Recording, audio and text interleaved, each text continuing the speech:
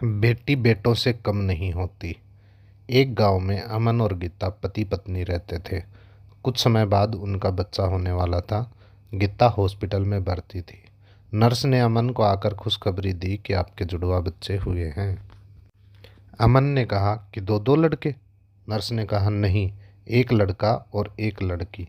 अमन लड़की नहीं चाहता था, क्योंकि वह मानता था कि लड़की तो पराया धन होता है और लड़की की शादी में बहुत खर्च होता है। अमन गीता व बच्चों के साथ हॉस्पिटल से घर आ गया था। वह ज़्यादातर लड़के को ही खिलाता पिलाता था। वह लड़की को बिल्कुल भी पसंद नहीं करता था। यह बात गीता को बिल्कुल पसंद नहीं थी। एक दिन अमन अपनी पत्नी गीता से बोला कि हम दो दो बच्चों का खर्च नहीं उठा सकते। हमारी आर्थिक स्थिति इतनी अच्छी नहीं है। इसके अलावा लड़की की शादी में होने वाले खर्च को भी हम नहीं उठा सकते। इसलिए हम लड़की को मेरे दोस्त को दे देते हैं, जिनकी कोई संतान नहीं है।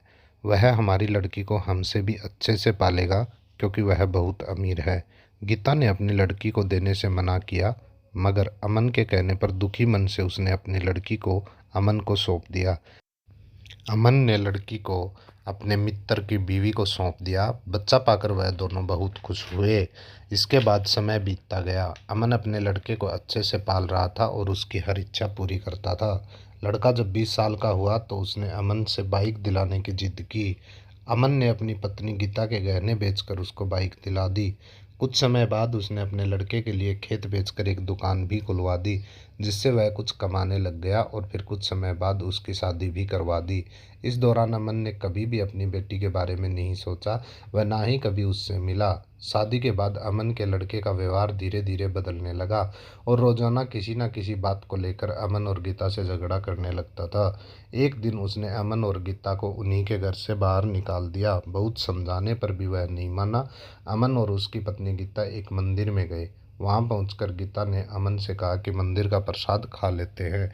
जब वो प्रसाद खा रहे थे तो अमन के दोस्त की पत्नी वहां आ गई और उसने अमन को पहचान लिया।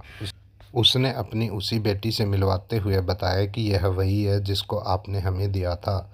आज यह एक डॉक्टर है और वृद्धाश्रम भी चलाती है। अमन और गीता अपनी बेटी से मिलकर बहुत खुश हुए और उन्होंने अपनी सारी बात अपनी बेटी को बताई। इसके बाद वह बोली कि अब आप दोनों भी मेरे साथ ही रहेंगे। इस कहानी से हमें यह सीख मिलती है कि हमें कभी भी लड़के और लड़की में भेदभाव नहीं करना चाहिए।